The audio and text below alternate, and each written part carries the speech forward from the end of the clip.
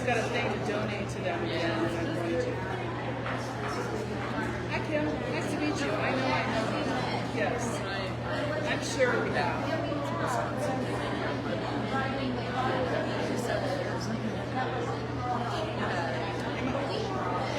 Yeah, we probably met on Facebook. He's on the Facebook.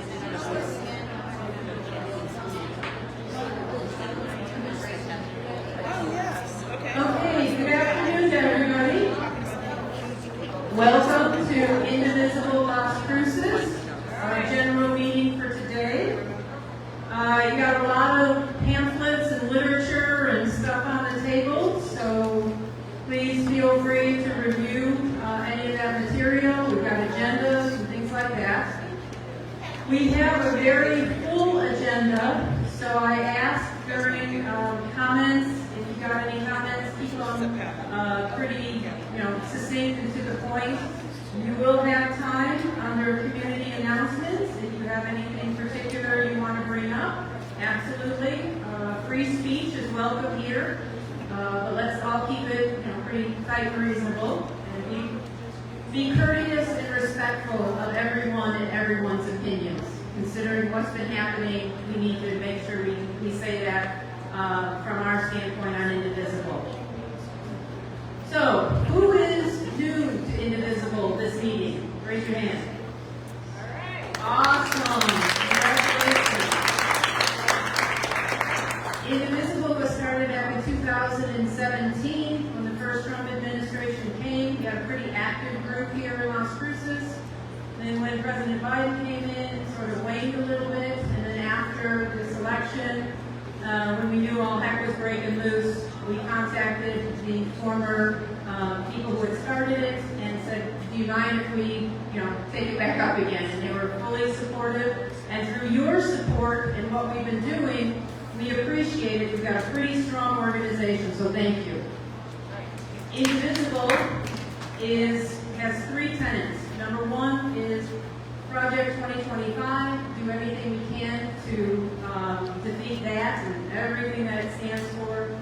Two is just defeat Donald Trump and the oligarchy and the authoritarianism that is happening. And three is to elect progressive candidates. And so from today through next meeting and the 2 meetings in October, we have invited all of the state candidates, now not all of them have responded yet, but I'm still following up, to make their presentation to us. And right now on Zoom, we have our state auditor, Joseph Mateus, and he is running again for state auditor for re-election.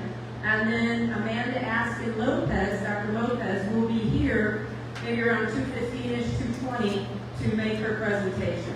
So, can we get Mr. Mateus on the Zoom? There he is. Hi, Joe. How are you? I'm doing great. Nice. I'm going to just move the camera so for our people on Facebook can see it, and then I give you a few minutes to talk to our audience here. Get the volume up, down.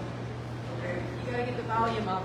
Good afternoon, everyone. I just want to start by saying how proud I am to serve as your New Mexico State Auditor.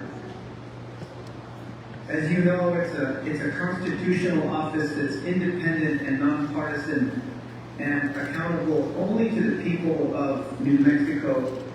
It's one of 7 agencies within the executive branch. However, it is definitely not comparable to a cabinet department, which is under the purview of the governor, because as you know, my office has to audit the governor, the lieutenant governor, the legislature, and pretty much all public entities throughout the state of New Mexico. And so, how many public entities exactly do we have to audit? We oversee the financial compliance of about 1,300 public entities, and approximately half have revenue levels that require a full financial audit. I'm talking about all state agencies, all school districts, all judicial districts, all counties, all 33 counties, all 106 municipalities, and on and on. So it's quite a task that we are charged with. And the statute that empowers my office to conduct these audits and oversee financial compliance authorizes my office to conduct audits whole or in part. What does in part mean? It means that my office can conduct limited scope special audits. For example, many of you recall the Western New Mexico University situation where you had a president who was engaged in significant waste. His executive team was essentially the regents were a part of that, and we conducted an investigation, and it revealed almost $400,000 in wasteful Gentlemen, travel Mooney, transactions. yeah, And as a consequence, he has just a request from the me. president stepped so I was down wondering and if I could basically say something relieved later. every I'm not sure if you single opened it up. region of their duties. And so now you have a new tone at the top, a new board of regents. In fact, the state legislature stood up, took notice, and recognized so a that specific higher action ed item, regions like require calling more local fiduciary training. And so a state I law don't was believe passed as a specifically consequence of this entire situation that requires fiduciary training of all higher ed regions. Our staff is basically fully staffed. We have about 41 full-time equivalents. Right now, we have about a 25% vacancy rate. Our budget hovers just below $5 million. So you can imagine with a kind of a shoestring budget, we have quite a mandate to ensure that your taxpayer money is protected against fraud, waste, and abuse. Basically, we have 2 or 3 primary divisions in the office. One is our financial audit division. They oversee the review of all audit reports of all entities that require a full financial audit, about 650. We regulate independent public accounting firms, or IPAs. That's not a beard. It's independent public accounting firms because we don't have the staff resources to conduct all these audits. So we authorize pre-approved, and we pre-approve every year all independent public accounting firms to go out and contract with public entities. There is an 8-year limit in terms of how long a public entity can contract with an independent public accounting firm. So if you were to call my office a regulator, we regulate independent public accounting firms. So the financial audit division is the workhorse of the office. The other office that we have is the special investigations division, which handles all anonymous incoming fraud, waste, and abuse complaints. That division is comprised of a cadre of certified fraud examiners. In fact, I just received my certification as a certified fraud examiner. They also participate in joint venture audits. We may do a special audit in conjunction with the firm that's hired by a public entity that either chooses to designate themselves as a special audit or in a special audit that I have designated. So that is the Special Investigations Division. The other division that we have is conservatorship. In 2021, the legislature passed a law mandating my office to work with the district court system to review annual financial reports that are required by conservators. As you know, there are vulnerable adults throughout our great state that rely on a conservator designated by the district court to manage their financial assets. So this is very different in that we're working with private financial information. Prior to 2021, we were working solely with public information. So that's a snapshot of the function of my office. Some of the things that we've done when we took office, we had about a 40% vacancy rate. We have since stabilized the office. We've added additional resources to our legal team. We've reorganized our IT department and our administrative services division. We have really cracked down, I think, on fraud, waste, and abuse in some high-profile cases. I mentioned one of them, Western New Mexico. Mesa Community College, but here's a clear example of a college whose leadership was making decisions without reconciling their transactions. They were behind for about 2 years, and the president was making decisions, financial impact decisions that were essentially burning through the reserves and created a situation where Mesalands and Tucumcari was on the brink of insolvency. We stepped in cooperation with higher ed and in partnership with the legislature, and I dispatched my team to go over there and audit. They've been auditing Mesalands for 3 consecutive years. And so we've managed to stabilize the university. Enrollment is up, federal funds are secure. So I can go through many, many examples that my office has done since the beginning of my tenure. Some of the things that we're working on in terms of our vision, there is a national crisis and shortage of accountants. About 3/4 of the CPAs across the country are baby boomers, and they're set to retire. They're already eligible to retire in 2020. There's a loss of interest in the field of accounting, and so as your state auditor, I'm working with higher ed and anyone else that will listen to me to see what we can do to reestablish a pipeline of talent in the field of accounting. I believe the best way to accelerate that is to incorporate accounting into the science, technology, engineering, and math framework. This would open the door for K through 12 grants. It would accelerate the integration of emerging technologies such as AI, data analytics, and I firmly believe that undergraduate students, when they see the capability of technology applications in accounting, they'll realize that accounting could be the new emerging field. And if you think about all of us as Americans, we live in a free market economy, so can you imagine if we don't have enough accountants and CPAs to have faith in the financial numbers as a condition to make informed decisions, whether it's investments, whether it's keeping public entities transparent and accountable for the way they manage taxpayer money. We're also working on reforming the industry. For example, we're the only state in the country that does not have a consolidated audit of all federal funding, and that needs to change. If you think about the status of our state, we're probably number 1, number 2 per capita in receiving federal funds, so I'm working towards that. We are also helping small local public bodies. These are your acequias, your land grants that have revenues under $500,000. I pitched a program back in 2023 to the legislature when I discovered that collectively all small local public bodies were about 2,000 annual financial certifications in arrears, and they had millions and millions of dollars of withheld capital outlay because they weren't financially compliant.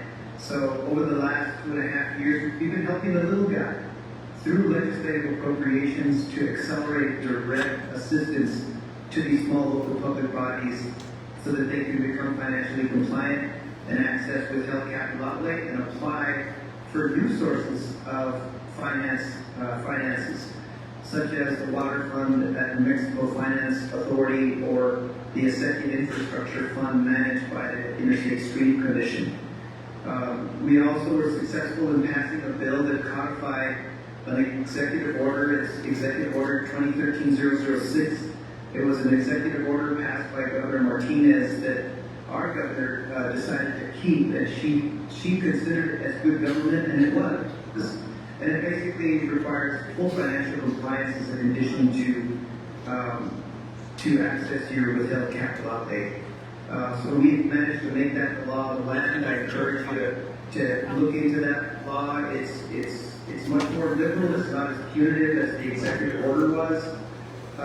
So I gave you guys the rapid fire version of the Office of State Auditor. So I don't really know how much time I have, but I feel like perhaps I should open it up for questions if that's appropriate.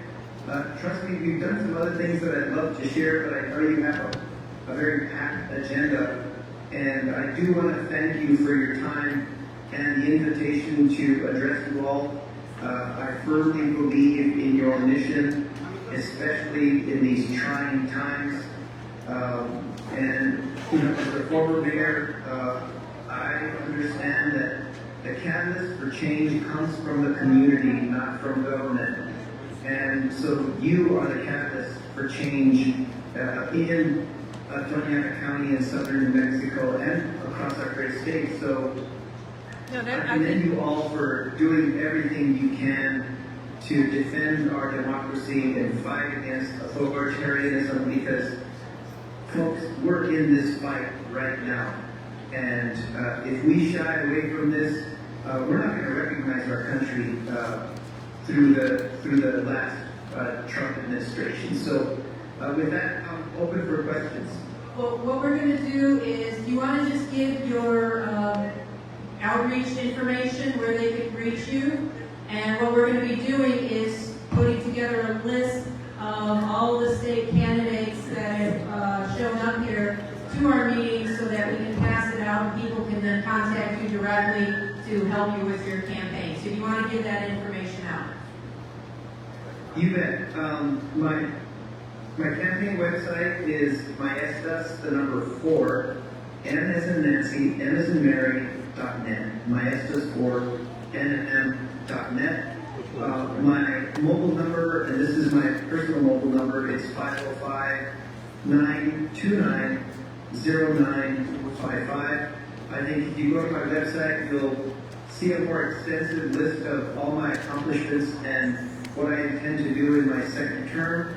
At this point, there is no opposition, but you never know. I want to be vigilant and demonstrate to all of you that I want to serve you again for another 4 years.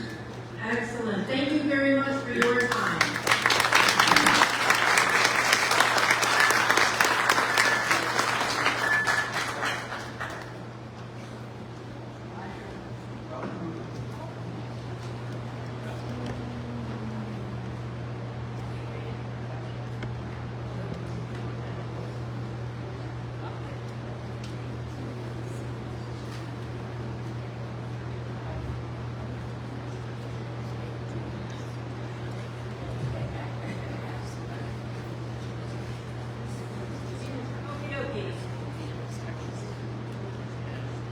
Well, thank you, everyone. You got some good information out of that. And as I had said, we're invited all of our state candidates and to come and speak to us either via Zoom, they need to do a video recording, or in person. And I am extremely pleased to let you know that Amanda Askin Lopez, Dr. Lopez, who is our current Indiana County Clerk, is running for Secretary of State. And I would like to introduce you.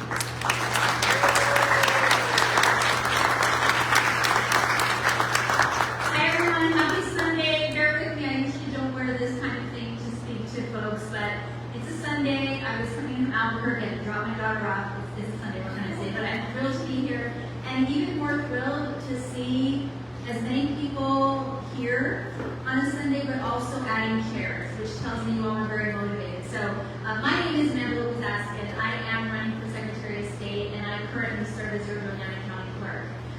It has been a winding road to get here, and I will tell you, in my life, I never thought I would be standing here running for Secretary of State of New Mexico. I'm a daughter of Juliana. I was born and raised here in Las Cruces, and in 2018, I was appointed to be the county clerk. So, in 2018, I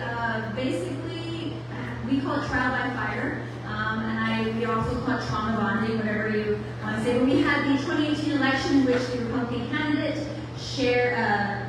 declared they won, and the next day it was actually overturned and we counted every vote. So that was the beginning of it. But really the beginning of this goes way back. So I was born and raised in Las Cruces, but my mom was born and raised in a part of the state where you're corporally punished for speaking Spanish. So when I became motivated to become clerk, one of the reasons was her, because she became an ardent and active voter when she moved to Las Cruces. She didn't know she could vote until she moved here. And so beyond being an active and avid voter, I started working in the mental health field, mainly with adolescents. I did that for near 20 years, doing a lot of advocacy. And during that time, I decided to go back to school and get my PhD. And for anybody that has worked in higher ed, I'll always say this joke, and you'll always think it's funny, is I decided to go into politics because higher ed was just too brutal for me and I could not take it. And that is not a joke. But what I will say is that the reason I wanted to go into become a clerk is because my PhD is embedded in social justice and race. And it is very important to me to know who is at the table, and I think that is who's at the table of democracy. And in Doñana County, there's not enough people at the table of democracy. In 2018, I dealt with the election deniers. We started that way. I started that way. So in 2020, when they came for me, it was not that it wasn't a big deal, but we were ready. So my first election was the 2018 election that was embedded in litigation for several months. My next election was ranked choice voting, and my next two elections were the pandemic in a primary and the general election, which, as you know, was one of the most highly had a high percent of participation, but also highly contentious, which led to the election deniers.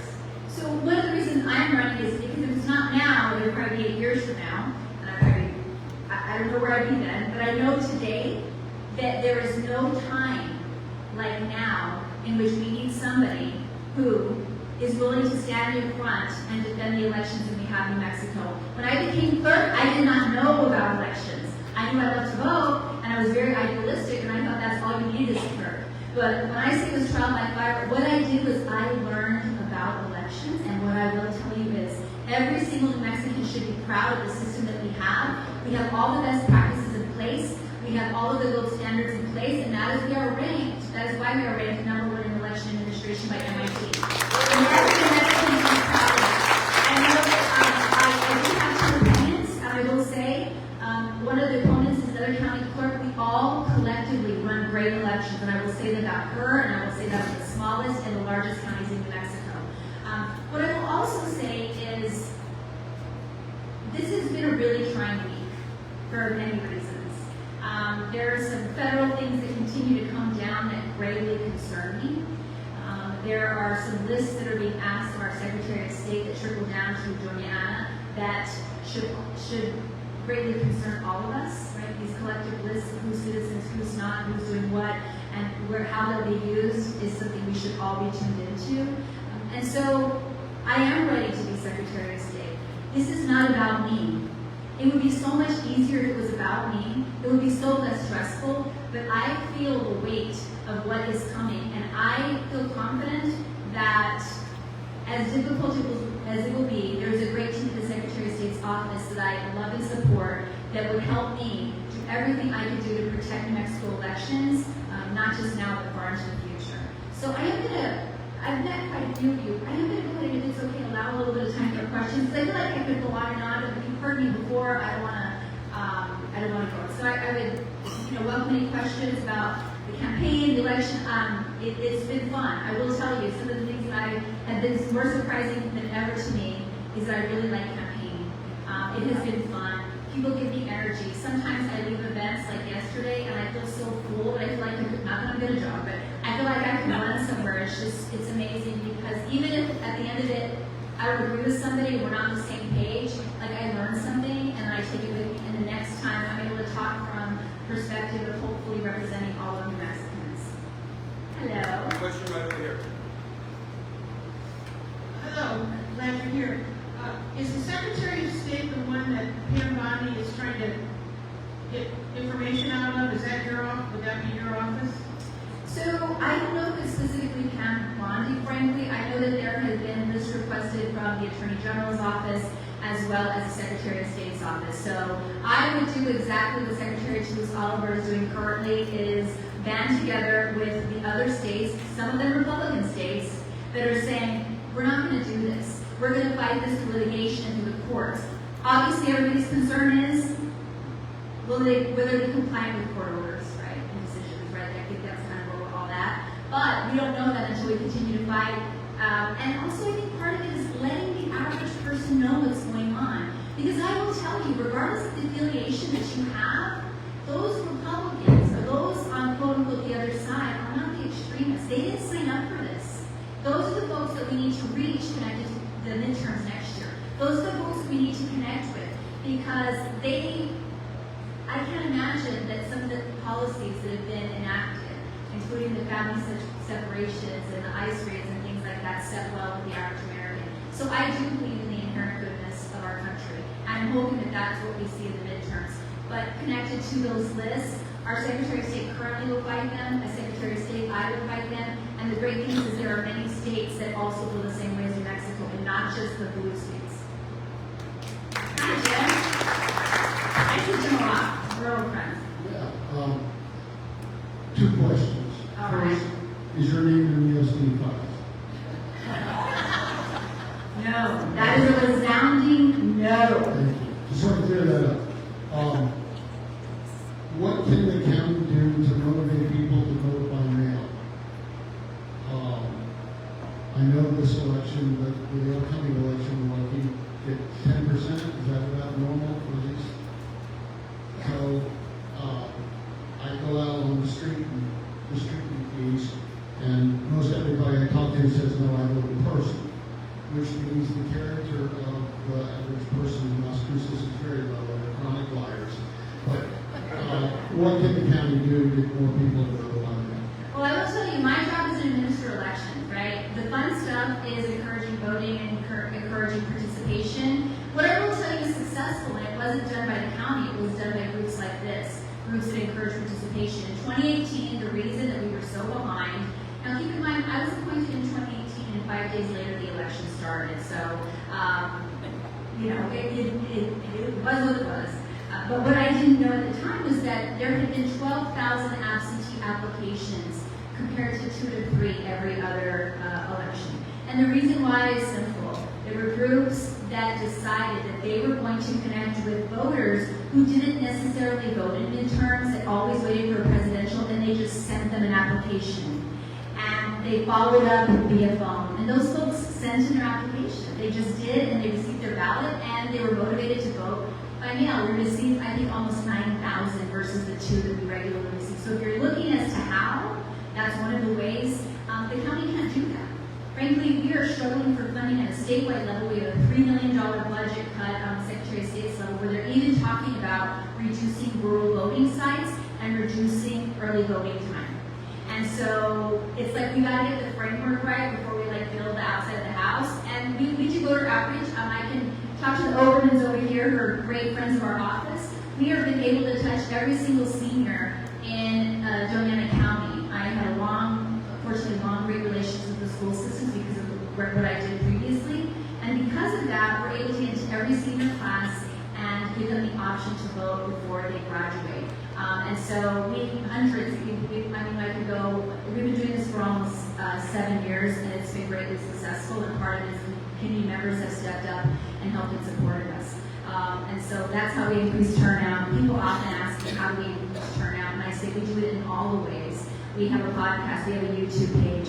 When anytime there's an opportunity to register voters, especially Spanish-speaking communities, we do it. Every time we go to the farmers market, we support that as much as we can. I give overtime for those kinds of things that we have it available. I get on the radio, you're probably tired of seeing me. We have to do it in all the ways, and this is part of it, is you all being here collectively going, okay, what's the plan? So I probably went on and on. Thank you. Any other questions? So, thank you for coming out here and talking to us. This is a big deal for me. I like being able to talk to elected officials when I'm in office. I guess, what would you say are 2 or 3 things that you feel you would specifically do differently than the candidates or opponents you're running against? Well, what I can tell you, what I've done in the Doñana County Clerk's Office is connected to the administration. This is the boring stuff. But you cannot create a successful department if you don't have the infrastructure to do the work. When I first got to Doñana County, we were 35% down in staffing, morale was low, mandatory overtime was happening to an extent that it was disturbing. There were individuals who were not able to go to their kids' soccer games because they had mandatory overtime, they were miserable. So my first task was to get us up to speed in terms of staffing, and at that point, do everything I could to say yes to any asks that staff had. Because at the end of the day, I wanted to create an environment where we felt supported, because we do get a lot of grief from the outside. I was also able to advocate for 6 new full-time positions. If you've ever worked in government, you know that's pretty much impossible. But I made a case for it because the budget supported it, and all we were doing was hiring temps in this vicious cycle. So now we have 6 fully trained individuals that help with support, so we can do things like voter registration. I I also offered them the opportunity to adjust their time so they could go to school and take advantage of the Opportunity Scholarship. And I said it may mean you may leave, and we have had two, but I didn't want them to feel stuck. And so what that has created, and I also lead from a trauma-informed lens as a former psychotherapist, where instead of having very hard policies, I ask, what's going on with you? Like, why are you late? You know, is there anything we can do to help you? And that has led to 100% staffing here the last 3 years, a highest satisfaction, I would say, in Joliet County, as well as a team that make me look good every day that I'm proud to lead. So that is exactly what I would take to the Secretary of State's office, which would help support the business end, which has had its struggles. One of the things that I think is really surprising to folks is that there's a whole other business licensing process and frustration that I have heard many times over from the business community. And so I really am going to have to go in there and assess what's going on. And it generally starts with staff, where they're at, what they need, and so that's one specific thing. But the budget is the other thing that I think I'm going to have to sit up in front of the legislature, specifically Legislative Finance Council, and make a case for keeping rural counties open, for keeping rural sites open, as well as to make sure that we keep that ranking or do everything we can to fight to keep it. Additionally, we've made a lot of strides in election administration. That is why we're number one. The last 3 years, we've passed things like, and I have testified in support over, returning citizens, people who have been incarcerated coming back and being able to vote. I was front and center supporting that because I believe that not only is New Mexico a place of second chances, but the more engaged an individual is in their community, the less likely to end up in, back in prison. We also do have a permanent absentee list, so if you want to vote forever absentee, as long as you follow the rules, we'll send you a ballot like clockwork every November, every election. We have expanded Native American voting rights by allowing and including precincts at their tribal centers versus homes. I mean, there's a lot of great things we've done. Now the implementation of that is very dicey, and especially you're working with large organizations, and so that would be part of the work. Now, that kind of sounds boring, but it's actually kind of fun, so thank you for asking. I appreciate you being here. Thank you. And I just want to say, Joliet County, my dream was to come here. I don't assume that I have your support. If you want to know more about me, please head to amandafornm.com, and I'd be happy to chat with you or any group that you're involved with in the future. So thank you for having me, everyone. Appreciate it. Thank you. That was wonderful, thank you. Okay, Teresa, you have a treasurer's report. And please stop back and talk to Amanda if you want to. Thank you, everybody. One quick question. Is Rebecca Powers here today? Okay, I'll grab her later. I am going to put on your treasurer. There are some copies of the August treasurer report on your tables. So I just share with you the absolute donations. Also on the reports, I've included the QR code if you'd like to go directly to donate to Indivisible Las Cruces. It's there for you. We have donation cans out there every time we meet. And then we have the expenses. We have two ways of spending money. We have our Indivisible Project debit card, and that's where your actual donations go directly to. And also, we mail in the donation can donations as well when we get to a certain amount. So that the debit card we use has some parameters which we also follow when we purchase things. I'm sorry, I feel like I'm really close and not close enough. So on the report, it shows where the money was spent in August. I do want to say that we have our first movie in August here in this room. And with your donations to attend that movie, we were able to give First Christian Church $152 extra for August, and then another $352 into our coffers.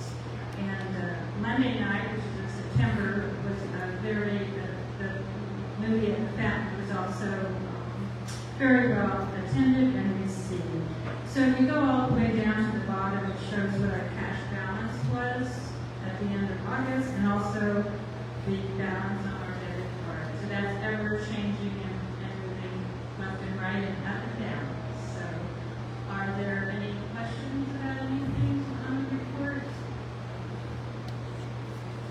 do want to thank Denise that she saved us Gambit. I'm wearing my outfit here to celebrate Mexico's celebration on the 16th. Also, thank you. Thank you.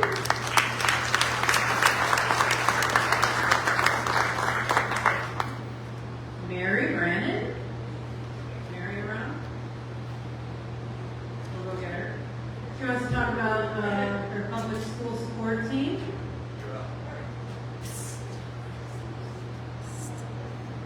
There she comes.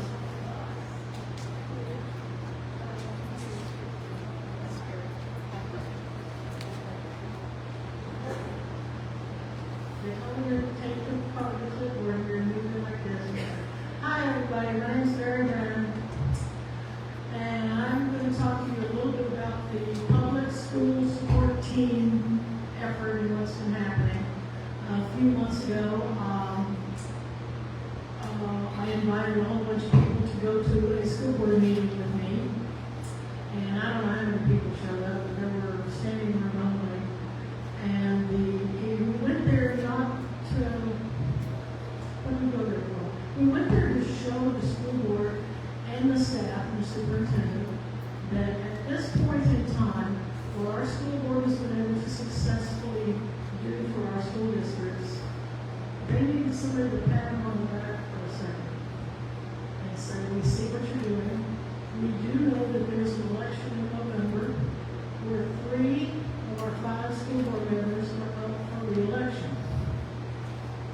That's a big deal. We have components in this county that are salivating at the thought of taking one of those seats. Because if you get one seat on the school board, if anybody in here is a school teacher, from any part of the country, you've seen school boards shift their politics and what they were going to do for the school.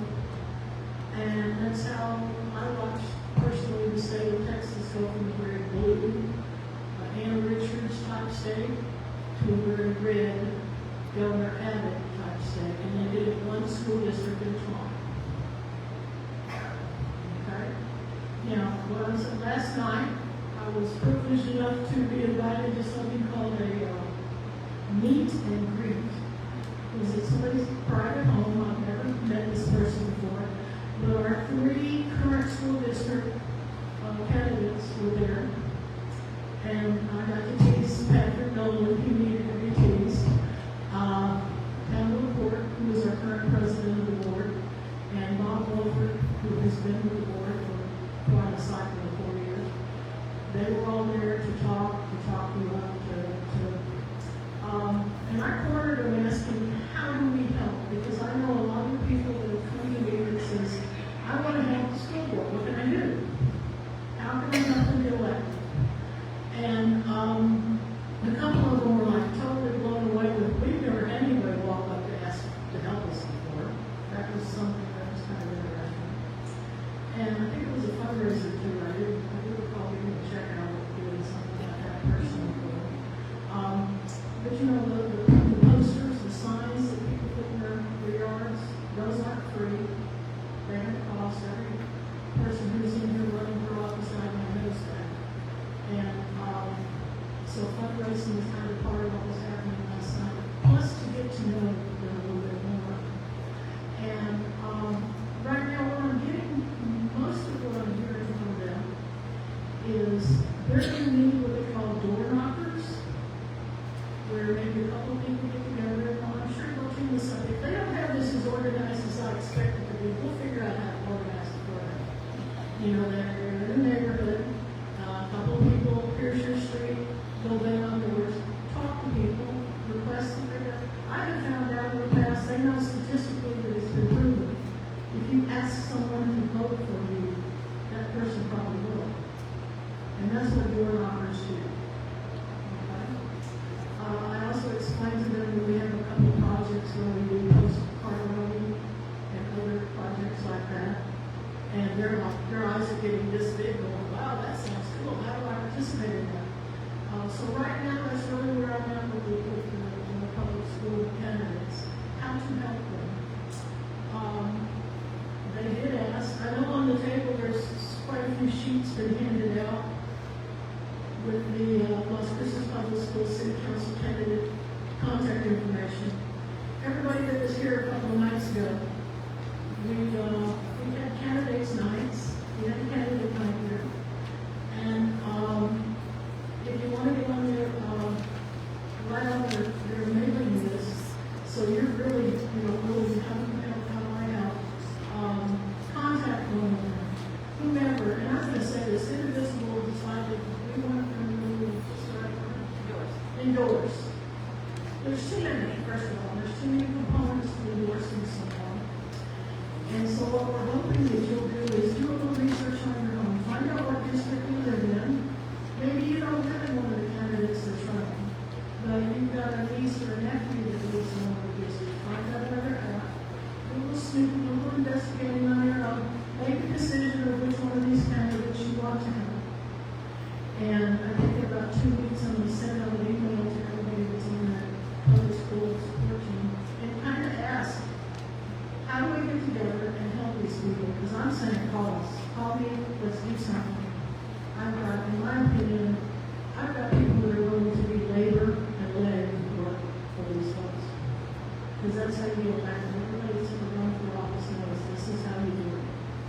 And that's really that's kind of my skill here. Public school support team. Questions? Thank you.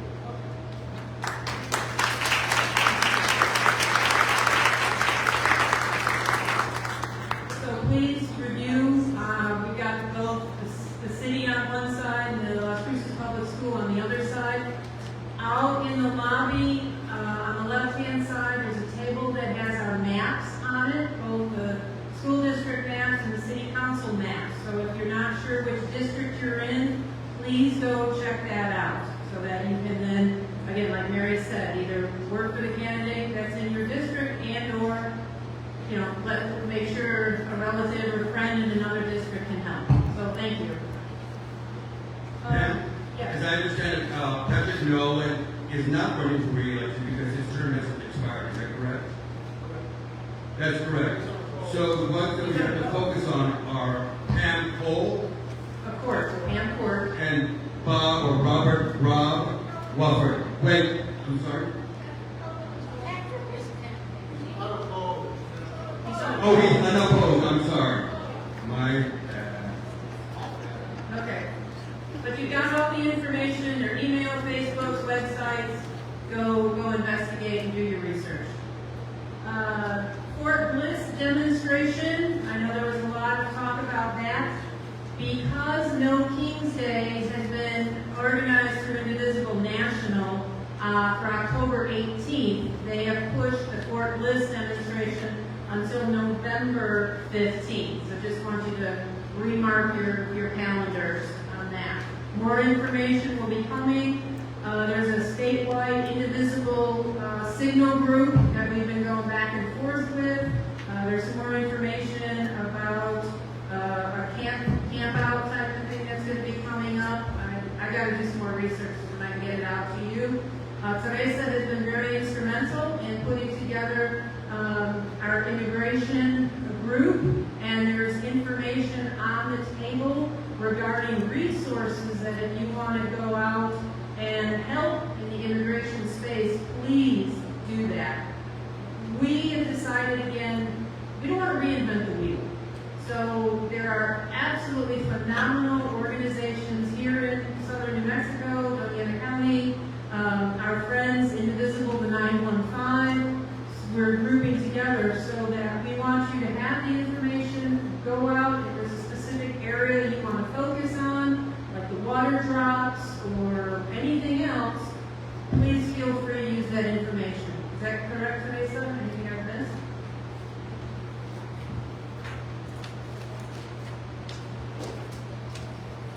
So in order to save trees, you'll need to take a picture of the immigration organizations. There's a copy on each table. And also, if you want to start receiving our emails, get more information whenever an immigration call comes, you can sign up at the immigration table with your email, and I'll add you to the list. Thank you. Thank you.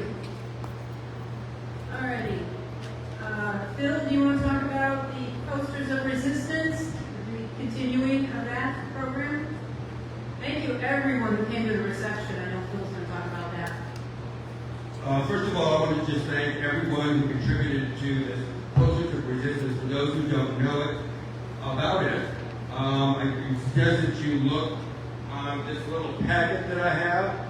Could you come up here so that they can see you? Sorry. Yes.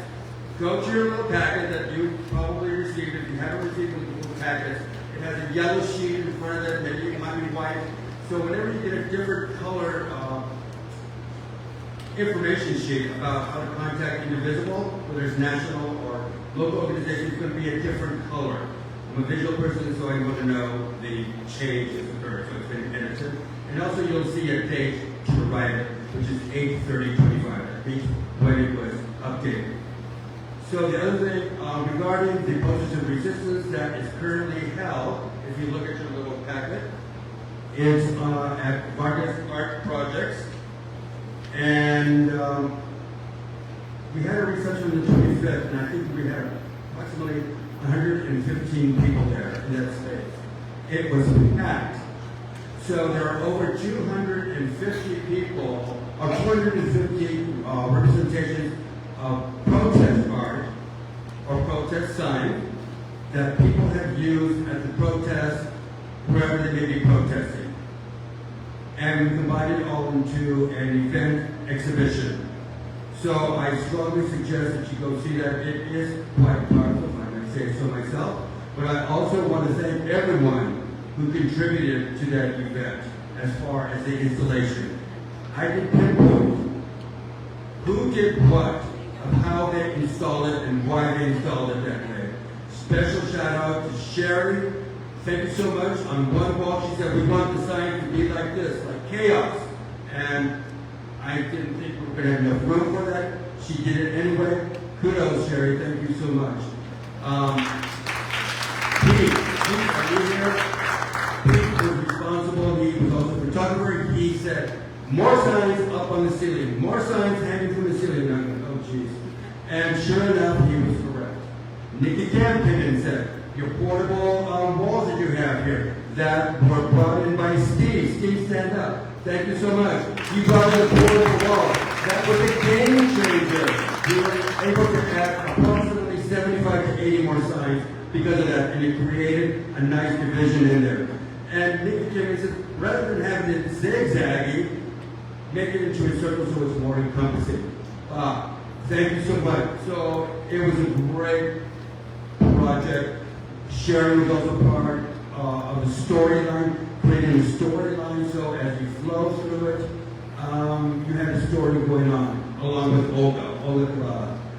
So these are individuals, as well as Bill, who said, I don't know how to do it, but Bill, we're going to start cutting strips of orange, what we call plastic, so that we can make this sort of distressful thing working on. He was also painting, blah, blah, blah. So everyone was contributing in one way or another, and all these people had the same thing in mind to say, I don't know anything about art. I don't know what I'm doing. I don't know what I'm supposed to do. But they went into action and got it done. So thank you so much for all those contributing.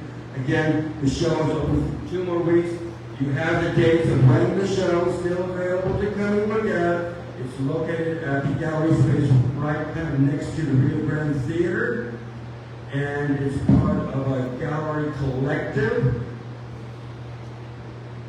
Thursday, Friday, Saturday, 10 to 4. The other thing I want to do, or request, is something separate. And that was, I think, last week, somebody brought in a water bottle, and it had Cloudcroft, and it was like for an anniversary commemorative thing that belongs to anyone. I have it in my vehicle. See me afterwards. Last thing I'd like to mention is volunteers. We need volunteers. As you can see, our size has increased. We have approximately 97 people today. We need people to assist with rearranging the room with additional chairs. Please see me in the back. Anyone who can get chairs, unstack them from here, or bring me in from the chapel, please see me. The other thing I want to bring up is another subgroup that we have, which is politics and peace of mind. And that is proving to be very good so far. We can talk politics, but the overlying objective is how do we keep our peace of mind while we are talking amongst ourselves, with other individuals, or with the screen in front of you. So we have information back there. If you want to sign up for that, you'll be getting an email and or a text message from me. Thank you. Any other questions? Comments? No, good job. Hold on. On agenda, it talks about the Cape Town interviews. Wait, hold on.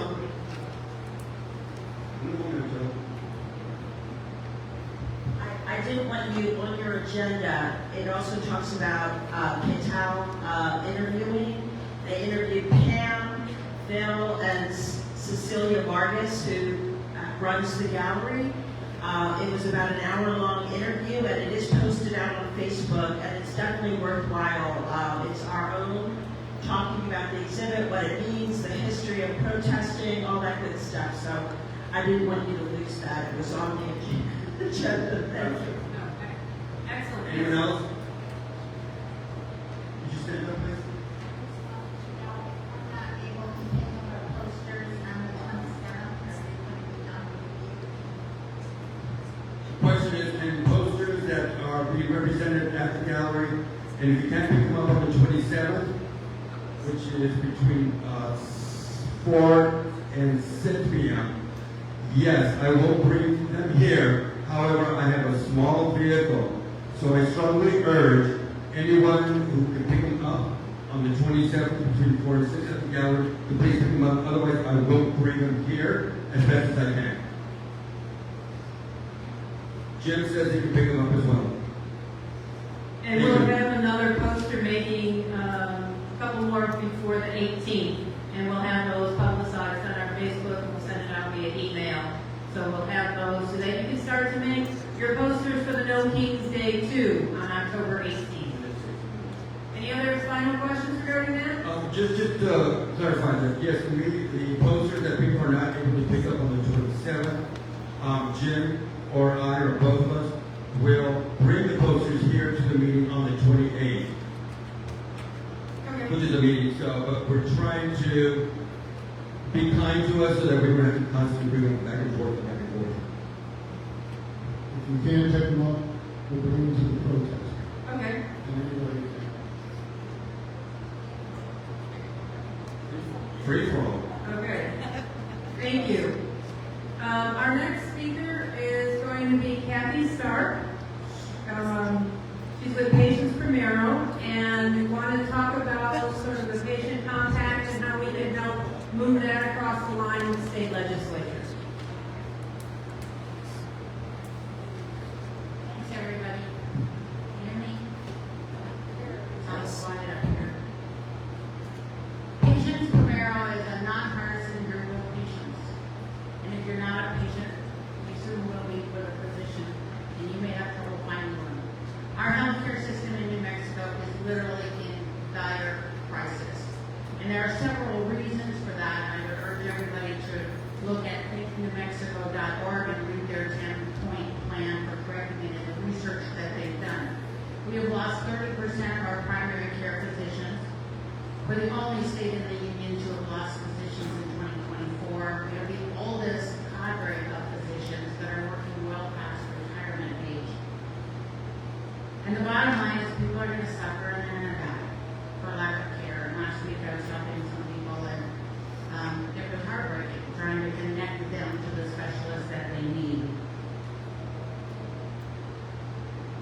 Like Joseph Myers has said, catalyst happens from the people. And that's what we are trying to do. There are three main points in the Think New Mexico report that are high on the list because we can actually get some of them addressed with the short session. We're working hard with the governor to get the compacts on the agenda for the short session, and I will explain that in a minute. And then for the 30-day session, to get the medical malpractice system balanced. It is very unbalanced right now, and it is one of the major reasons. If you talk to your doctor, they'll tell you what has happened with their malpractice, and they'll tell you they cannot recruit physicians into our area because that is such a huge obstacle. And the third one is gross receipts tax. New Mexico and Hawaii are the only two states in the union that charge a gross receipts tax on health services.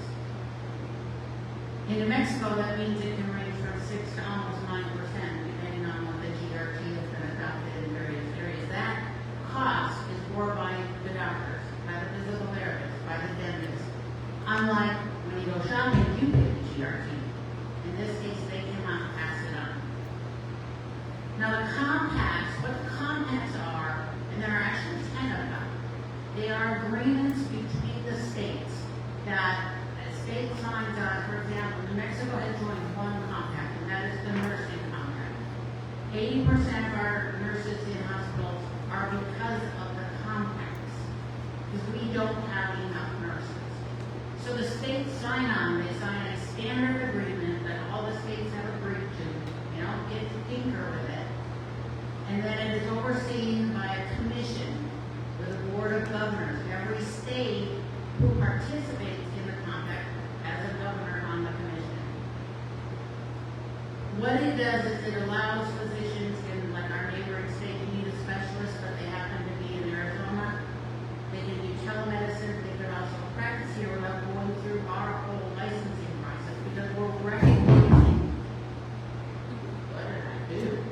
They're recognizing the licensing process of Arizona or Colorado. We have situations where people have moved here not even thinking that they could have telemedicine with their existing physician in Colorado. If that doctor in Colorado provides those services without us being part of the compact, they are they're practicing medicine without a license, and that's what they're doing. So what the compacts do, typically when a state joins, is they increase the number of physicians by 12 to 17%, which for us would be huge. What we've talked to Pam about is coming to you and asking you for help. And that's that we would come to one of your postcard writing events. We'll bring the postcards, we'll bring some language, we'll give you a great thumbnail about what you're writing about. You can write what we say, or you can write your own.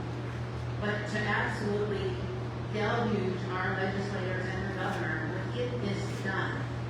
The medical compact was on the agenda last legislative session. It sat for, I believe, 45 days in the judiciary. It was then heard in the judiciary, and 2 of the senators in the judiciary started to tinker with this agreement. This is the agreement every state signs on to. And they tinkered with it because basically they wanted to be able to sue the commission. There's no reason to sue the commission. If a doctor participating in the compact violates our medical practices laws, that doctor gets sued under our laws just like our current doctors do. And I said to somebody, since you have a governor on the commission, you want to sue the commission, you're suing yourself. It makes no sense. So we had 2 senators that basically killed it.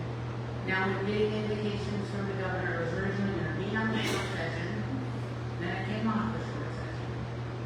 And what's in the short session is to address the deficit that's going to happen because of the big beautiful bill. And so they'll have rural health money in it, it'll have money to help with the healthcare authority, which is a big bill in New Mexico. And so what we've been saying to the governor is, that's great, but if you don't have any doctors, how are those patients going to be served? There's some indication it will get back on the short session, and if not, surely on the 30 days. There was a summit at the governor's mansion on Friday on medical malpractice.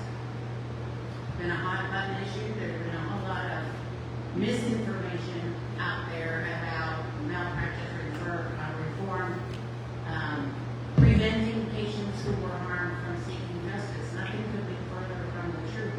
You talk to any physician, they will tell you if a patient is harmed, they deserve to be fairly compensated. In 2021, when I first got involved in this, I said, what happened in 2021? I want to know where we've been so I can figure out where we should be going. And so I finally did some thinking. What was going on in 2021? Anybody remember? COVID. So the doctors are in their treating patients, trying to save lives. And the trial attorneys in the legislature introduced a bill to massively change medical malpractice in favor of the trial attorneys. There's no other way to put it. What the reforms are calling for is, okay, let's balance this back out. Patients who are harmed need to be compensated fairly. Future medical care, it's a non-issue.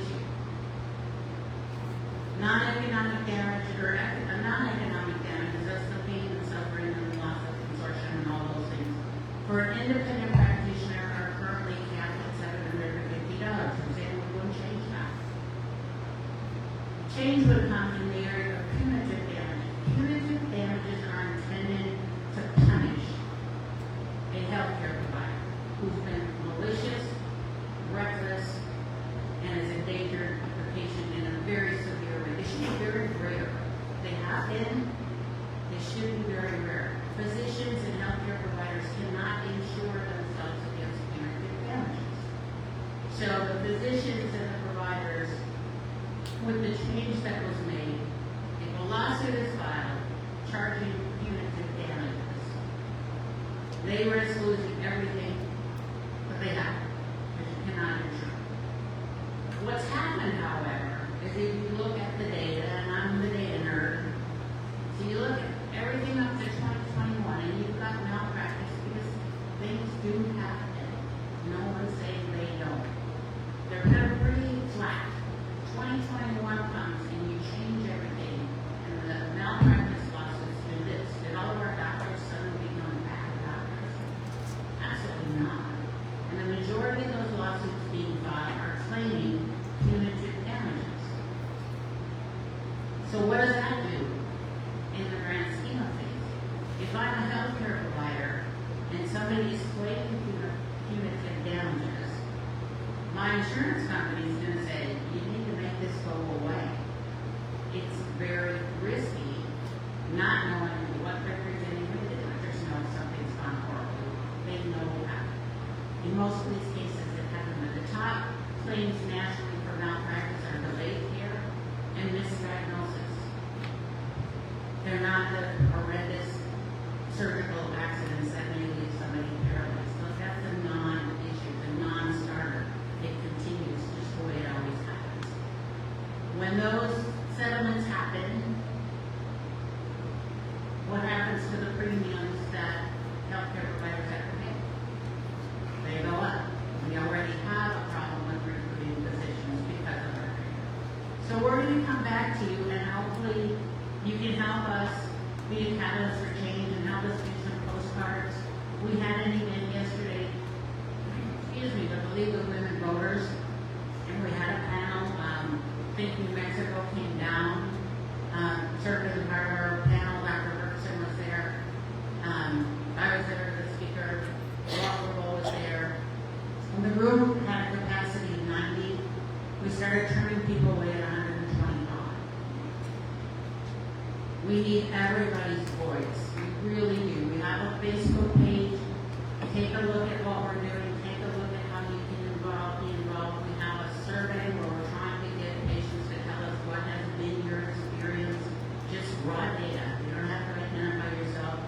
And we have a listserv in which we are constantly sending out updates, template letters, things scripts should be used to call legislators, advocacy tips. We have an advocacy training packet. So just email us, patientspromero@gmail.com, and we hope to see you at the right postcards. Thank you.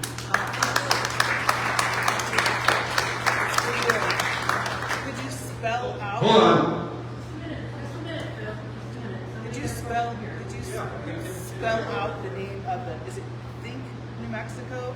It's patients, P-A-T. No. The other Oh, one Think New Mexico.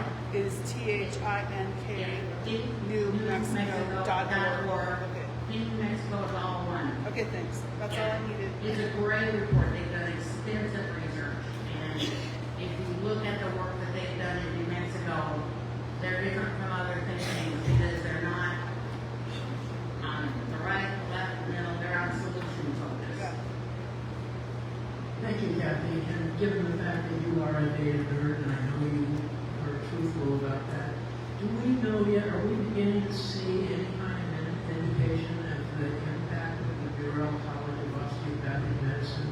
It's been here 10 years now. I recognize that the 4 years of medical school is just the beginning of a long educational journey, but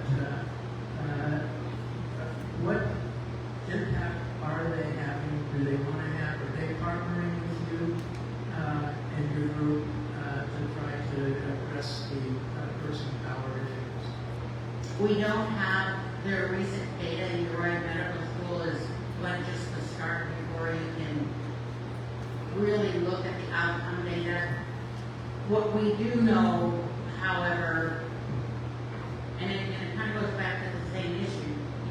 You're a medical student, you're going to come out of school, $250,000 in debt, and you're facing these burdensome costs. When we look at the UNM data, for example, only 53% of the students are staying and practicing in New Mexico. They are leaving. We don't expect a lot's going to be different with Corral, but we don't have all that data yet. But we're working, we're working on it, we'll get it. See? So on Tuesday at 6 p.m. there's a healthcare discussion at Corral. Yes. How malpractice law affects sources and doctors in Mexico. Did you all hear that? No, no. Okay, 6:30. At 6 p.m. there's a healthcare discussion at Corral on how malpractice law affects shortages of doctors in New Mexico. It's from 6 to 8 p.m. 8:30 on Tuesday at Corral. 6:30 to 8:30 on Tuesday, and I that, don't know if there's a sign up room at the park. yeah, and that presentation is being put on by the Godiana Medical Society, and they are bringing down the director of the Medical Review Commission. Now, the Medical Review Commission is a body of volunteers. It's made up of any particular hearing is made up of 4 attorneys, 4 physicians, and a judge. So the intent of the MRC was if I'm filing a malpractice suit against a physician as an independent provider, not a hospital, it's an independent provider, that I should go to the Medical Review Commission, present my facts. That panel rules, yes, this case has merit, or no, we don't believe it has merit. They don't have to, they can bypass that. Instead of saying shall, the law says should. What also happens is that, and we've had doctors here go through it, an attorney and the plaintiff alleging malpractice will go to the MRC, and the MRC said there is no merit here. They will still file in court, and that will take that doctor and their attorney 3 years to resolve that it had no merit. So they're going to come down and talk about this process, and so if you're available, by all means attend. It should be a great presentation. Thank you. Yeah. Hey, my name's Jay Cho. I actually interned with New Mexico over the summer, so I got to work with them on some data regarding medical malpractice. So it's definitely an issue in the state. I also wanted to bring up a statistic. We just had in November of 2024 a $412 million settlement for compensatory damages, punitive damages. So that's a lot of money. I mean, obviously, people need to be made whole, I think, but we also need to recognize that this is probably the state. And the big ones, when I got pushed on the trial lawyers and some of the leadership in the House and the Senate, because the trial lawyers will work with us and we can get the Senate to go to different committees instead of the Senate Judiciary Committee. Because they just send it there and it passes. They don't want to pass it through because then they lose a bunch of money. So, y'all can talk to your legislators and kind of push them to change these issues. Thank you. And if any of you belong to other groups who want to have us come and do a 20 or 30-minute presentation of the issues, just let us know. We're happy to do that. Thank you.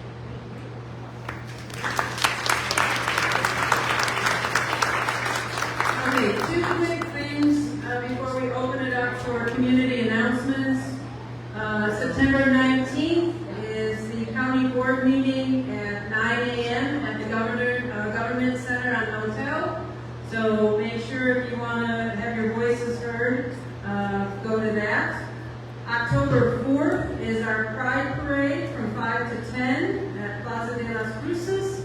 Please see Alice Benjamin, who will take your name. We'll need volunteers to be like a 1-hour shift at our table. We'll be handing out information, so please volunteer for that. Again, I said about our No Kings 2 is going to be October 18th. We're going to do a little bit different. From 9 to 11, we're going to do, from 9 to 10, we're going to do speakers. And I want, if anybody has suggestions on who you want to speak at our No Kings Day, let me know. One suggestion was somebody from PFLAG, so I would definitely reach out to them. But if you've got any other suggestions, please let me know. And then from 10 to noon, we'll be doing our rally like we normally do. So please make sure you want to attend that. Volunteers for Pride, speakers, and I think that's everything. Oh, we want to send out a survey via Facebook and our email list on how you want to get your information. A lot of people are not on Facebook. They might check their email, it might go to spam, it sometimes is a mess, and sometimes they don't even do anything with it. But we really want to figure out what is the best way that you can get this information that we have, because stuff is changing so fast, and if there's this protest is going to change, or this community meeting needs to change, we want to get that out to you. And we're also thinking about updating our website, so that we can maybe have one place that everybody can go to get all the information. So Sherry will be sending that out via our Facebook. Mary will get the survey out. It's like just a 4-question, super simple thing on Wednesday. So please respond so we can, make sure you get the information the way you want it. Now, the next part of this is community announcements. One thing I'm going to say right now before we all go running off. I want it to be respectful. Keep it to just a minute or two. Make your announcements. If you have counter ideas or want to have a discussion about it, absolutely, but do that after the meeting. This is just to make your community announcements. And that's for pro, con, yes, no, whatever. Everybody understand the rules? Okay. I'm going to start on this side and go around. We'll catch the tables. So Gil, please go ahead. Oh yes, I'm always short. I'm Gil Swart, former city councilor, mayor pro tem of Las Cruces. I have not been in Indivisible for a little over a month, more than a month, because I ended up getting COVID last month. I kind of know where it came from, but I was pissed off when I saw on the news that our president and our junior is not going to give in COVID vaccinations out to people anymore without a prescription. And so I checked with our local CVS and Walgreens drugstores, and they said, yes, we can't give them out unless you have a prescription. So I got pissed off, and so I've been following it, and it turns out our governor is going to make it available for everyone now. You can all get a vaccination. And I was just told by Representative Nathan Small, the chairman of the Appropriations Committee in the House of Representatives in New Mexico, he says to this: I am committed working with Indivisible to defend New Mexico from the federal administration attacks, and would love to visit and share ideas back and forth. Okay, we'll put that down as our list. Jim, hold on. I'm timing you folks around. Put these on your table. This is the QR code to go to the Secretary of State website and register to vote by mail. Every time somebody registers to vote by mail, Donald Trump's heart skips a beat. So all we need to do is get 60 people to register in the same minute, and all of our problems are over. Thank you very much.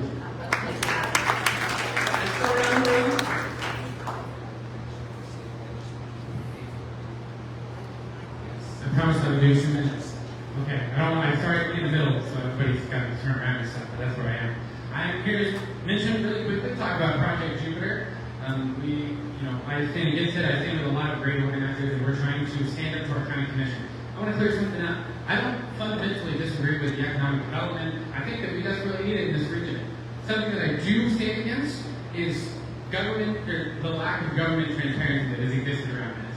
I think that the public perception of this would have been much different if the county commission had given us some heads up, if there had been better communication.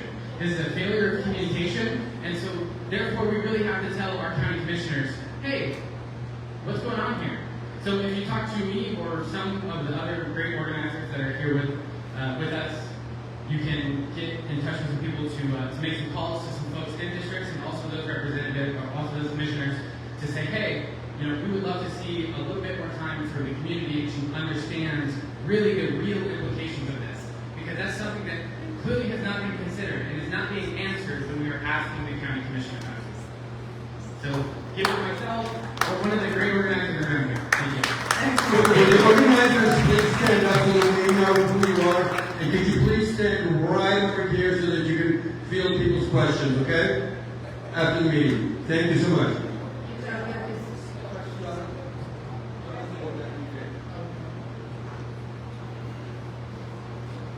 How's everybody doing today? So I just wanted to ask a quick question. This is actually like genuinely a survey. How many people are concerned by the lack of young people in politics? That's a lot of people. I'm also concerned about the lack of young people in politics. Raise your hand if you're a young person involved in politics that's here because you feel strongly about Project Jupiter. There's most of the young people in the room. How long can people, as nobles, can we go on turning down organically grown movements of young people and continuing to expect to win things? This is a genuine question. This is a cooperative partnership, a work. We all have a similar goal. You can't stand against government corruption and the lack of transparency only when it's the other team. We have to stand up to lack of transparency and corruption when it's our team as well. That's as simple as.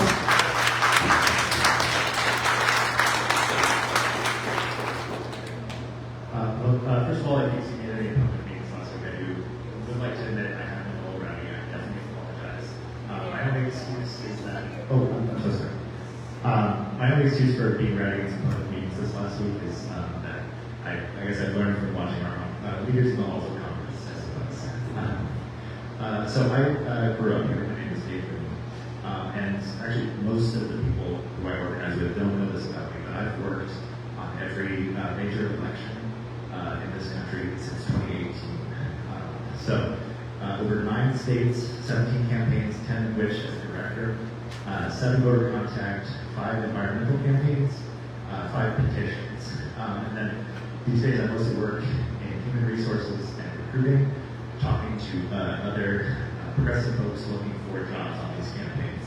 And I've hired directly over 1,000 people across 27 states and DC. The reason I don't tell this to people here is that I very selfishly and deliberately stay out of local politics. But I say all this because I want you guys to take me seriously when I say I've talked to a lot of activists, passionate people all across this country. And these organizers here are some of the best in the country. It is absolutely incredible what they have done over the last 2 weeks. I've just been along for the ride watching them, and I've been absolutely blown away.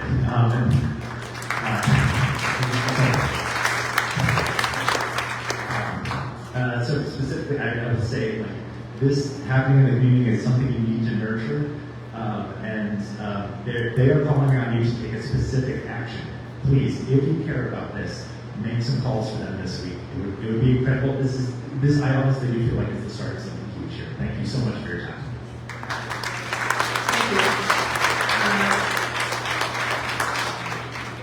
Daniel and then Jan, and then we need to wrap it up. I want to introduce someone who has been instrumental in providing music for our protests, our weekend protests, as well as our big protests. That's Randy Cahill here, and I want to give him a hand.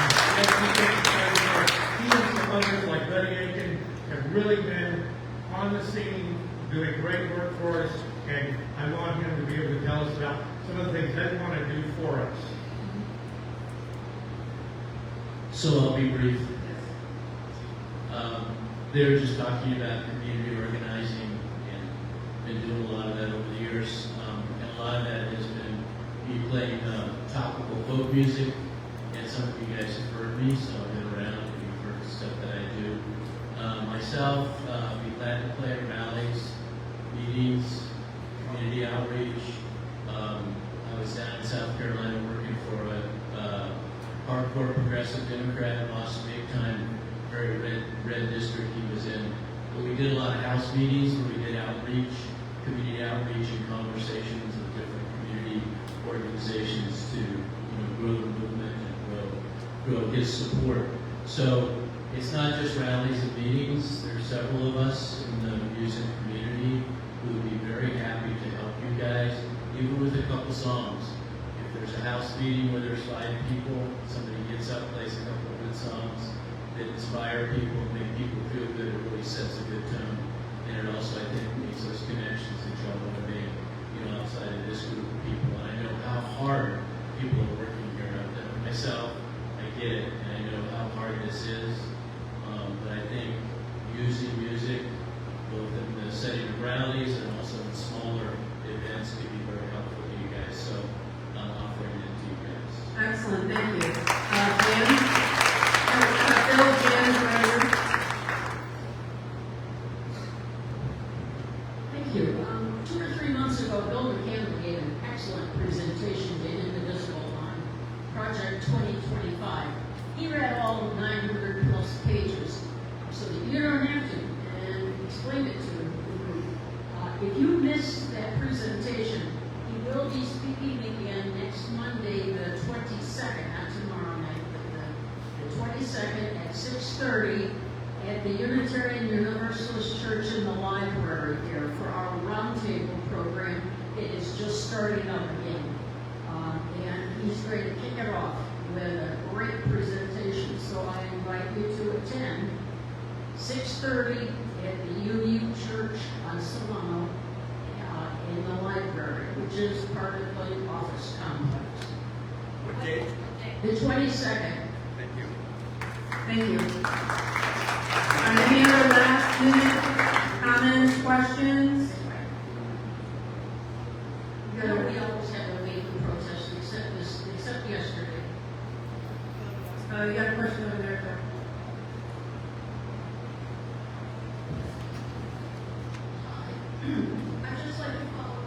I'd just like to follow up on the COVID vaccine. I found that there is a prescription that you can run off. I believe it's on NM Source, but look online. You can run off the prescription, fill in your sign, you just fill in your name and so forth, and read it to your CVS. Okay. The other thing is that I am the button girl. For any donation at all, it does go to the board of insurance and I think it needs your funds. I think that was, I do have one of their comments. If you don't come, perhaps we can have our school systems teach civics so that people, when they're young, will know what government's about. And then maybe we'll have young people running for office. Thanks. Okay, one question over here, and then we'll be.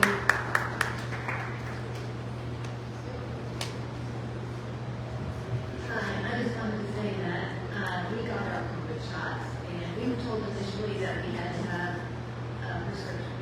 And I put my name on the list with Sam's, and they called to say they had the COVID shots available, and the prescription was no longer needed. So we had to go. All right, one last thing. Jane Keats had put together this little flyer regarding ICE.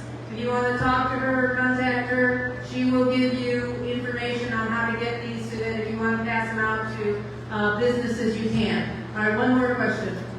No, just comment. I was Comment. at CVS yesterday, and they said COVID anyway was fully available, no prescription. So it worked. What did I say? Okay, it looks like we're at the end of our meeting. Again, Jonathan and Jay, we're going to be right back over here. Is that okay for you all? Yeah, please go see them and talk to them and get the information you need. I have two clipboards over here with volunteers. Well, one is for volunteers to help set up the church. We're overflowing right now. As well as we have a political conversation group. And I know that part of the topic is going to be about if you're brown, you're a suspect. If you speak Spanish, you're a suspect. Okay, that is into law right now. That's going to be one of our topics. Any other questions? Thank you everybody for coming. I appreciate it.